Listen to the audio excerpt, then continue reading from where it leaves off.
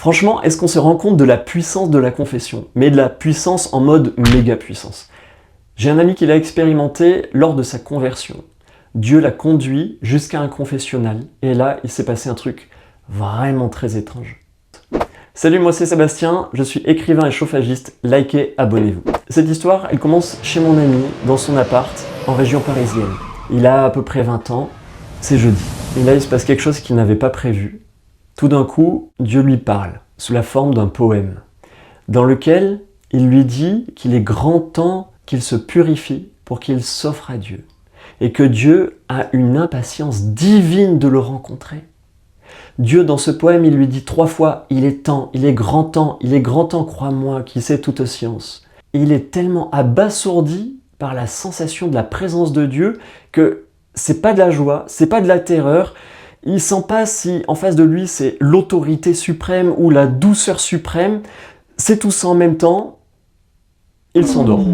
Il s'endort. Et il voit pas le temps passer, il se réveille. C'est vendredi matin. Il met ses chaussures, il sort de chez lui et là, il a qu'une chose en tête. Ça faisait 4 ans qu'il cherchait Dieu avec sa tête dans les livres et aujourd'hui c'est le jour, il doit obéir. Il n'a que ce mot en tête, obéir. Aujourd'hui, j'obéis. Alors il part. Il part tout droit, et là, il arrive à une église. Il entre, dès qu'il entre, il sait, c'est pas ici. Alors il ressort de l'église, et il continue.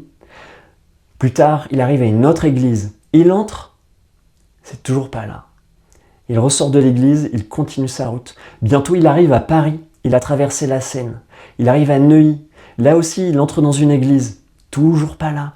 Il longe la Seine. Il arrive au Louvre, église Saint-Germain-l'Auxerrois. Il entre, c'est toujours pas là que Dieu l'attend. Il continue, il arrive place Saint-Michel. Il est à peu près 15 heures. Il marche encore un peu. Il arrive à l'église Saint-Séverin. Il entre. Il sait que c'est ici. L'église est vide, grand silence. Sur le côté sud, il voit un confessionnal en bois foncé.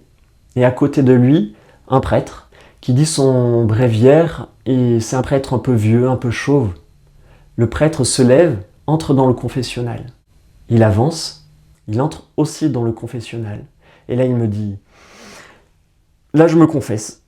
J'ai dû bredouiller je ne sais pas quoi, je ne sais pas comment. En tout cas, le prêtre me donne la sainte absolution. Il me regarde par la petite grille et il me dit, vous voyez, c'est si simple. Puis, il éteint la lumière du confessionnal, il sort et il part. Mon ami sort lui aussi du confessionnal. Il s'assoit sur une chaise. Il est seul dans l'église vide. Et là, il s'endort. Il s'endort et il se réveille. Il ne sait plus quand il se réveille. Il rentre chez lui et le dimanche, il retourne à la messe dans cette église-là qui deviendra sa paroisse, la paroisse de Saint-Séverin. Et alors, ce dimanche-là, il fait sa première communion authentiquement reçue. Et il m'a raconté, ce jour-là, Dieu m'a tout donné. Il m'a donné la Trinité, il m'a donné la Vierge Marie, il m'a tout donné. Et puis j'ai rencontré plein de prêtres, j'ai connu toute la paroisse, et à chacun je posais cette question. Qui était le prêtre tel vendredi et à 15 heures? Aucune trace. Personne ne sait. Puis personne ne connaissait un vieux prêtre au front dégarni. Nulle part était enregistré des confessions ce vendredi à 15 heures. Donc on ne sait pas qui c'est ce prêtre qui l'a confessé. Si vous le savez, mettez-le en commentaire. En tout cas, mon ami et moi, j'avoue qu'on a une petite idée, mais j'ose pas la dire parce que je suis timide. Puis je me dis, bon, c'est pas sûr quoi, voilà. Où sont les preuves? Donc vous, quelle est votre idée? Vous pouvez mettre ça en commentaire. Vous voyez, à part la question de savoir qui était ce prêtre, on peut tirer 2 choses de cette histoire. La première, c'est ça. Pourquoi Dieu est venu parler à mon ami sous la forme d'un poème? Mais parce que c'était un poète. Cet ami, vous savez comment il a eu l'idée qu'on pouvait parler à Dieu la première fois? C'était en lisant Charles Baudelaire. Charles Baudelaire avait écrit un poème dans lequel il parlait à Dieu. Et mon ami, quand il a lu ce poème, il s'est dit « on peut parler à Dieu ». Donc Dieu utilise des chemins uniques pour venir rencontrer chacun de nous. Vous, moi. La deuxième chose, c'est que il y a un passage dans la Bible, je ne sais plus lequel c'est, mettez-le en commentaire, Si tu trouves un sage, use le pas de sa porte. Eh bien, cet homme, cet ami, c'était mon sage, et moi j'ai usé le pas de sa porte. Je l'ai rencontré, j'avais 20 ans, j'avais soif de Dieu, et lui il avait 80 ans. Aujourd'hui il est mort. Et c'est un ami au ciel, mais je vous promets que j'ai passé des heures chez lui.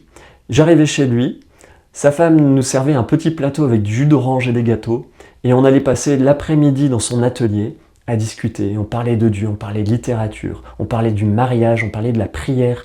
Cet homme, il se levait toutes les nuits pour prier 1 heure et demie. Il disait à son ange gardien, « Réveille-moi quand tu veux ». Alors quand il se réveillait la nuit à 2 heures, 3 heures, 4 heures du matin, il se levait et il priait. J'ai usé le pas de sa porte. Donc si j'ai envie de vous donner un conseil, c'est trouvez votre ancien. Trouvez le vieux sage dont vous userez le pas de la porte. L'intelligence artificielle, c'est très bien pour calculer. On peut discuter des heures pour parler rendement, exercice de maths, tout ce que vous voulez. Mais pas pour la sagesse. La sagesse, c'est Dieu qui la donne à quelqu'un, qui la transmet à quelqu'un. Trouvez votre ancien. Like, abonnez-vous, à bientôt.